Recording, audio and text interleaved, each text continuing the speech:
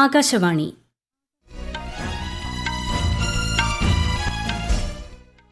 നമസ്കാരം. വാർത്തകൾ വായിക്കുന്നത് സോഫിയ ഡാനിയൽ.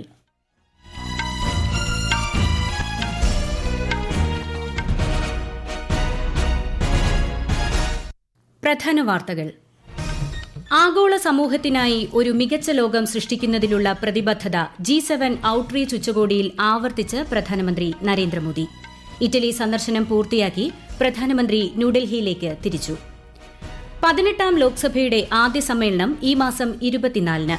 പാർലമെന്റ് സമ്മേളനം സുഗമമാകുന്നതിന് എല്ലാ രാഷ്ട്രീയ പാർട്ടികളും യോജിച്ച് പ്രവർത്തിക്കണമെന്ന് കേന്ദ്രമന്ത്രി കിരൺ റിജിജു. ലോക കേരള സഭയുടെ 4ാം പതിപ്പിന് ഇന്ന് സമാപനം. ഹജ്ജ് തീർത്ഥാടനത്തിന്റെ സുപ്രധാന ചടങ്ങായ അറഫ സംഗമം ഇന്ന്. 2020 ലോകകപ്പ് ക്രിക്കറ്റിൽ ഇന്ന് ഇന്ത്യ കാനഡയെ നേരിടും. വാർത്തകൾ വിശദമായി. ഇറ്റലി സന്ദർശനം പൂർത്തിയാക്കി പ്രധാനമന്ത്രി നരേന്ദ്രമോദി ഡൽഹിയിലേക്ക് മടങ്ങി. ഇറ്റലിയിൽ നടന്ന G7 ഔട്ട്റീച്ച് ഉച്ചകോടിക്കിടെ വിവിധ വിഷയങ്ങളിൽ ലോക നേതാക്കളുമായി ചർച്ച നടത്തിയതായി അദ്ദേഹം സമൂഹമാധ്യമത്തിൽ കുറിച്ചു. ലോകരാജ്യങ്ങളുമായി ചേർന്ന് ആഗോള സമൂഹത്തിനായി ഒരു മികച്ച ലോകം സൃഷ്ടിക്കുന്നതിലുള്ള പ്രതിബദ്ധത അദ്ദേഹം പ്രകടിപ്പിച്ചു. G7 ഉച്ചകോടിയിൽ പങ്കെടുക്കുന്ന രാജ്യങ്ങളുമായുള്ള ഇന്ത്യയുടെ പങ്കാളിത്തം ഈ സന്ദർശനത്തിലൂടെ കൂടുതൽ ദൃഢമായതായി വിദേശകാര്യ മന്ത്രാലയം അറിയിച്ചു. സന്ദർശനവേളയിൽ ഇറ്റാലിയൻ പ്രധാനമന്ത്രി ജോർജിയ മെലോണി, UK പ്രധാനമന്ത്രി Rishi Sunak, French president Emmanuel Macron, Ukraine president Volodymyr Zelensky എന്നിവരുമായും പ്രധാനമന്ത്രി ഉഭയകക്ഷി ചർച്ചകൾ നടത്തി. അന്താരാഷ്ട്ര യോഗ ദിനത്തിന്റെ 10ാം പതിപ്പിന് മുന്നോടിയായി പ്രധാനമന്ത്രി നരേന്ദ്രമോദി അർദ്ധചക്രാസനത്തെക്കുറിച്ചുള്ള വീഡിയോ സമൂഹമാധ്യമത്തിൽ പങ്കുവച്ചു. ആരോഗ്യകരമായ ഹൃദയത്തിനും മെച്ചപ്പെട്ട രക്തപ്രവാഹത്തിനും അർദ്ധചക്രാസനം പരിശീലിക്കാൻ അദ്ദേഹം ജനങ്ങളോട് ആഹ്വാനം ചെയ്തു. ഇംഗ്ലീഷിലും ഹിന്ദിയിലുമുള്ള വീഡിയോയിൽ അർദ്ധചക്രാസനം പരിശീലിക്കുന്നതിന്റെ ഘടകങ്ങളെക്കുറിച്ച് വിശദീകരിക്കുന്നുണ്ട്. പാർലമെന്റ് സമ്മേളനം സുഗമമാകുന്നതിന് എല്ലാ രാഷ്ട്രീയ പാർട്ടികളിലെ MPമാരുമായി യോജിച്ച് പ്രവർത്തിക്കാനാണ് സർക്കാർ ശ്രമിക്കുന്നതെന്ന് കേന്ദ്ര പാർലമെന്ററി കാര്യമന്ത്രി കിരൺ റിജിജു. ഈ മാസം 24-നാണ് 18ാം ലോക്സഭയുടെ ആദ്യ സമ്മേളനത്തിന് തുടക്കമാകുന്നത്. ഇരു സഭകളിലെയും രാഷ്ട്രപതിയുടെ അഭിസംബോധന, പുതിയ അംഗങ്ങളുടെ സത്യപ്രതിജ്ഞ, ലോക്സഭാ സ്പീക്കർ തിരഞ്ഞെടുപ്പ് തുടങ്ങി ഗൌരവമേറിയ വിഷയങ്ങളാൽ പാർലമെന്റിന്റെ ആദ്യ സമ്മേളനത്തിന് പ്രാധാന്യമേറുന്നതായി ശ്രീ കിരൺ റിജിജു പറഞ്ഞു. പുതുതായി തിരഞ്ഞെടുക്കപ്പെട്ട എല്ലാ പാർലമെന്റ് അംഗങ്ങളും ഇന്ത്യൻ പാർലമെന്റിന്റെ സമ്പന്നമായ പാരമ്പര്യം കാത്തുസൂക്ഷിക്കുന്നതിനുവേണ്ടി പ്രവർത്തിക്കുമെന്ന് പ്രതീക്ഷിക്കുന്നതായി അദ്ദേഹം സമൂഹമാധ്യമത്തിൽ കുറിച്ചു. മദ്യനയ അഴിമതി കേസിൽ ജയിലിൽ കഴിയുന്ന അരവിന്ദ് കെജ്രിവാളിന്റെ ഭാര്യ സുനിത കെജ്രിവാൾ ഉൾപ്പെടെയുള്ളവർ സമൂഹമാധ്യമങ്ങളിൽ പോസ്റ്റ് ചെയ്ത കോടതി നടപടികളുടെ വീഡിയോ നീക്കം ചെയ്യാൻ ഹൈക്കോടതി ഉത്തരവിട്ടു.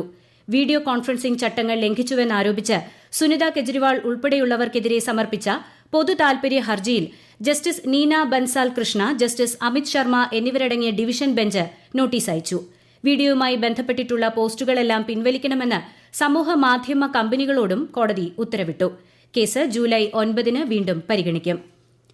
ന്യൂഡൽഹിയിലെ ജലദൌർലഭ്യവുമായി ബന്ധപ്പെട്ട് BJP ഇന്ന് രാജ്യതലസ്ഥാനത്ത് പ്രതിഷേധ പ്രകടനം സംഘടിപ്പിച്ചു. ജലമന്ത്രി ആതിഷിയുടെ വസതിക്ക് മുന്നിലായിരുന്നു പ്രതിഷേധം. നഗരത്തിലെ ശുദ്ധജല ദൌർലഭ്യം പരിഹരിക്കുന്നതിന് സംസ്ഥാന സർക്കാർ പരാജയപ്പെട്ടതായി പ്രതിഷേധക്കാർ ആരോപിച്ചു. കോൺഗ്രസും ഇതേ വിഷയത്തിൽ ഡൽഹിയിലെ 280 ഇടങ്ങളിൽ പ്രതിഷേധ പ്രകടനം സംഘടിപ്പിച്ചു. സംസ്ഥാനത്തെ 1.91 ലക്ഷത്തിലധികം കർഷകരുടെ 2 ലക്ഷം രൂപ വരെയുള്ള കാർഷിക കടങ്ങൾ എഴുതിത്തള്ളാൻ ഝാർഖണ്ഡ് സർക്കാർ തീരുമാനിച്ചു. സ്റ്റേറ്റ് ലെവൽ ബാങ്കേഴ്സ് സമിതി ഉദ്യോഗസ്ഥരുമായി നടത്തിയ യോഗത്തിൽ വായ്പ എഴുതിത്തള്ളുന്നതിനുള്ള നിർദ്ദേശം അവതരിപ്പിക്കാൻ കൃഷിമന്ത്രി ബാദൽ പത്രലേഖ് ബാങ്കുകളോട് ആവശ്യപ്പെട്ടു. 2020 മാർച്ച് 31 വരെ കർഷകർ എടുത്ത 50,000 മുതൽ 2 ലക്ഷം രൂപ വരെയുള്ള വായ്പകൾ ഒറ്റത്തവണ തീർപ്പാക്കലിലൂടെ എഴുതിത്തള്ളുമെന്ന് കൃഷിമന്ത്രി പറഞ്ഞു. കുവൈറ്റിലുണ്ടായ തീപിടുത്തത്തിൽ പരിക്കേറ്റവർക്ക് എല്ലാ സഹായങ്ങളും നൽകുന്നതിനായി കുവൈറ്റ് അധികൃതരുമായി നിരന്തരം ആശയവിനിമയം നടത്തുന്നുണ്ടെന്ന് വിദേശകാര്യ മന്ത്രാലയം. പരിക്കേറ്റവരെ സുരക്ഷിതമായി എത്തിക്കാൻ വേണ്ട നടപടികൾ ഉറപ്പുവരുത്തുമെന്നും അതിനായി കുവൈറ്റ് ഭരണകൂടവുമായി നിരന്തരം ബന്ധപ്പെടുന്നുണ്ടെന്നും മന്ത്രാലയം അറിയിച്ചു. ഫ്ളാറ്റിൽ താമസിച്ചിരുന്ന 176 ഇന്ത്യക്കാരിൽ 45 പേരുടെ മരണമാണ് സ്ഥിരീകരിച്ചത്. ഇവരുടെ ഭൌതികദേഹങ്ങൾ ഇന്നലെ നാട്ടിലെത്തിച്ചു. ഇതിൽ 23 പേർ മലയാളികളാണ്. 33 പേരാണ് ഇനി ചികിത്സയിലുള്ളതെന്നും മന്ത്രാലയം അറിയിച്ചു. ഈ വാർത്തകൾ ആകാശവാണിയിൽ നിന്ന്. ആകാശവാണി വാർത്തകളും വാർത്താധിഷ്ഠിത പരിപാടികളും all India radio news Thiruvananthapuram എന്ന യൂട്യൂബ് ചാനലിൽ ലഭ്യമാണ്. കൂടുതൽ വാർത്തകൾക്കായി @All India Radio News Thiruvananthapuram എന്ന ഫേസ്ബുക്ക് പേജും @AER_News_TVM എന്ന എക്സ് ഹാൻഡിലും സന്ദർശിക്കാം. ലോക കേരള സഭയുടെ 4ാം പതിപ്പിന് ഇന്ന് സമാപനം. പ്രവാസികളുമായി ബന്ധപ്പെട്ട വിവിധ വിഷയങ്ങളിൽ ഇന്ന് പ്രത്യേക ചർച്ച നടക്കുകയാണ്. വൈകിട്ട് മുഖ്യമന്ത്രി പിണറായി വിജയൻ ചർച്ചകൾക്ക് മറുപടി നൽകും. സ്പീക്കർ AN ഷംസീറാണ് സമാപന പ്രസംഗം നടത്തുന്നത്. കുവൈറ്റ് ദുരന്തത്തിന്റെ പശ്ചാത്തലത്തിൽ ആഘോഷ പരിപാടികൾ ഒഴിവാക്കി ഇന്നലെയാണ് മുഖ്യമന്ത്രി സമ്മേളനം ഉദ്ഘാടനം ചെയ്തത്. മുല്ലപ്പെരിയാർ അണക്കെട്ടിലെ സുപ്രീംകോടതി മേൽനോട്ട സമിതിയുടെ സന്ദർശനം പൂർത്തിയായി. സുപ്രീംകോടതി ഉത്തരവനുസരിച്ചുള്ള അണക്കെട്ടിലെ സുരക്ഷാ പരിശോധന വേഗത്തിൽ പൂർത്തിയാക്കണമെന്ന ആവശ്യം മേൽനോട്ട സമിതി യോഗത്തിൽ കേരളം ഉന്നയിച്ചു. സുപ്രീംകോടതി നിയോഗിച്ച വിദഗ്ധ സംഘം മുല്ലപ്പെരിയാർ അണക്കെട്ടിൽ 2011 അവസാനമായി വിദഗ്ധ പരിശോധന നടത്തിയത്.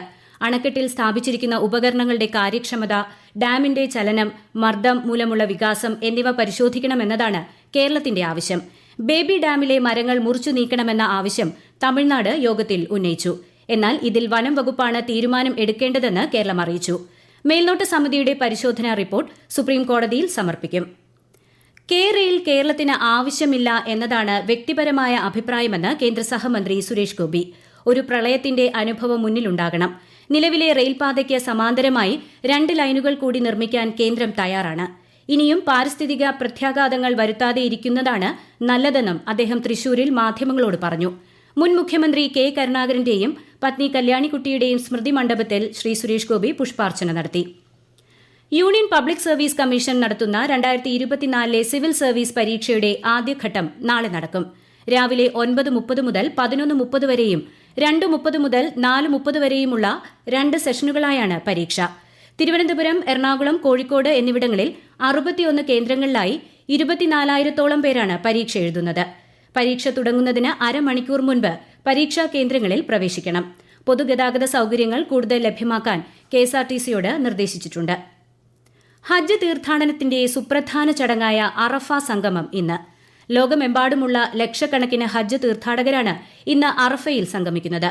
അറഫ പ്രഭാഷണവും പ്രാർത്ഥനയും കഴിഞ്ഞ് സൂര്യാസ്തമയത്തിന് തൊട്ടുമുൻപ് ഹാജിമാർ മുസ്ദലിഫയിലേക്ക് തിരിക്കും. ഇന്ന് അവിടെ വിശ്രമിക്കും. ഇന്ത്യയിൽ നിന്നുള്ള 1,70,50,000-ലധികം തീർത്ഥാടകരാണ് ഹജ്ജിൽ പങ്കെടുക്കുന്നത്. ഇതിൽ 1,40,000 തീർത്ഥാടകർ ഹജ്ജ് കമ്മിറ്റി ഓഫ് ഇന്ത്യ വഴിയും 35,000-ഓളം പേർ സ്വകാര്യ ഓപ്പറേറ്റർമാർ വഴിയുമാണ് പോയത്. 2020 ലോകകപ്പ് ക്രിക്കറ്റിൽ ഇന്ന് ഇന്ത്യ കാനഡയെയും ഇംഗ്ലണ്ട് നമീബിയയെയും നേരിടും. ഫ്ലോറിഡയിലെ സെൻട്രൽ ബ്രോവാർഡ് പാർക്ക് സ്റ്റേഡിയത്തിൽ രാത്രി 8-നാണ് ഇന്ത്യ കാനഡ പോരാട്ടം. രാത്രി 10:30 സർ വിവിയൻ റിച്ചാർഡ്സ് സ്റ്റേഡിയത്തിലാണ് നമീബിയ ഇംഗ്ലണ്ട് മത്സരം. ഇന്ന് രാവിലെ നടന്ന മത്സരങ്ങളിൽ ദക്ഷിണാഫ്രിക്ക നേപ്പാളിനെയും ന്യൂസിലാൻഡ് ഉഗാണ്ടയെയും പരാജയപ്പെടുത്തി. അതേസമയം USA സൂപ്പർ 8-ൽ പ്രവേശിച്ചു. അയർലൻഡിനെതിരായുള്ള നിർണായക മത്സരം മഴ മൂലം ഉപേക്ഷിച്ചതിനെ തുടർന്നാണ് ഇത്. ക്രിക്കറ്റ് ചരിത്രത്തിൽ ഇതാദ്യമായാണ് USA സൂപ്പർ 8-ലെത്തുന്നത്. ഗ്രൂപ്പ് എയിൽ നിന്ന് ഇന്ത്യയ്ക്ക് ശേഷം സൂപ്പർ 8-ൽ എത്തുന്ന രണ്ടാമത്തെ ടീമാണ് USA. യൂറോ കപ്പ് ഫുട്ബോൾ ചാമ്പ്യൻഷിപ്പിൽ ഇന്ന് ഗ്രൂപ്പ് എ മത്സരത്തിൽ ഹംഗറി സ്വിറ്റ്സർലാൻഡിനെ നേരിടും. ഇന്ത്യൻ സമയം വൈകുന്നേരം 6:30 മത്സരം ആരംഭിക്കും. ഗ്രൂപ്പ് ബിയിൽ രാത്രി 9:30 സ്പെയിൻ ക്രൊയേഷ്യയുമായി ഏറ്റുമുട്ടും. ഗ്രൂപ്പ് ബിയിൽ മറ്റൊരു മത്സരത്തിൽ അൽബേനിയയെ ഇറ്റലി നേരിടും. ഇന്നലെ രാത്രി മ്യൂണിക്കിൽ നടന്ന ഉദ്ഘാടന മത്സരത്തിൽ ജർമ്മനി 5-1 സ്കോട്ട്ലൻഡിനെ തകർത്തു. യൂറോപ്യൻ ചാമ്പ്യൻഷിപ്പിന്റെ ചരിത്രത്തിലെ ഏറ്റവും വലിയ ഓപ്പണിംഗ് വിജയമാണ് ഇത്. ടീമുകളെ 6 ഗ്രൂപ്പുകളായി തിരിച്ച യൂറോപ്യൻ ഫുട്ബോൾ ചാമ്പ്യൻഷിപ്പിൽ ആകെ 24 രാജ്യങ്ങളാണ് മത്സരിക്കുന്നത്. സ്വർണ്ണവിലയിൽ വർധന. ഗ്രാമിന് 60 രൂപ കൂടി 6,650 രൂപയും പവന് 480 രൂപ വർദ്ധിച്ച് 53,200 രൂപയുമാണ് ഇന്നത്തെ വില. ലോക്കോ റണ്ണിംഗ് ജീവനക്കാർ ഉന്നയിച്ച ആവശ്യങ്ങൾ പരിഹരിച്ച് സമരം ഒത്തുതീർക്കണമെന്നാവശ്യപ്പെട്ട് കേന്ദ്ര റെയിൽവേ മന്ത്രിക്ക് മന്ത്രി വി ശിവൻകുട്ടി കത്തയച്ചു. പ്രതിവാര വിശ്രമത്തോടൊപ്പം പ്രതിദിന വിശ്രമം നിഷേധിക്കുന്ന നിയമം നടപ്പാക്കില്ല എന്ന നിലപാടിനെതിരെ ഈ മാസം 1 മുതൽ ലോക്കോ റണ്ണിംഗ് ജീവനക്കാർ സമരത്തിലാണ്. പ്രധാന വാർത്തകൾ വീണ്ടും. ആഗോള സമൂഹത്തിനായി ഒരു മികച്ച ലോകം സൃഷ്ടിക്കുന്നതിനുള്ള പ്രതിബദ്ധത G7 ഔട്ട്റീച്ച് ഉച്ചകോടിയിൽ ആവർത്തിച്ച് പ്രധാനമന്ത്രി നരേന്ദ്രമോദി. ഇറ്റലി സന്ദർശനം പൂർത്തിയാക്കി പ്രധാനമന്ത്രി ന്യൂഡൽഹിയിലേക്ക് തിരിച്ചു. 18ാം ലോക്സഭയുടെ ആദ്യ സമ്മേളനം ഈ മാസം 24-ന്. പാർലമെന്റ് സമ്മേളനം സുഗമമാകുന്നതിന് എല്ലാ രാഷ്ട്രീയ പാർട്ടികളും യോജിച്ച് പ്രവർത്തിക്കണമെന്ന് കേന്ദ്രമന്ത്രി കിരൺ റിജിജു. ലോക കേരള സഭയുടെ 4ാം പതിപ്പിന് ഇന്ന് സമാപനം. ഹജ്ജ് തീർത്ഥാടനത്തിന്റെ സുപ്രധാന ചടങ്ങായ അറഫ സംഗമം ഇന്ന്. 2020 ലോകകപ്പ് ക്രിക്കറ്റിൽ ഇന്ന് ഇന്ത്യ കാനഡയെ നേരിടും. വാർത്തകൾ കഴിഞ്ഞു. അടുത്ത വാർത്താ പ്രക്ഷേപണം വൈകിട്ട് 6:30-ന്.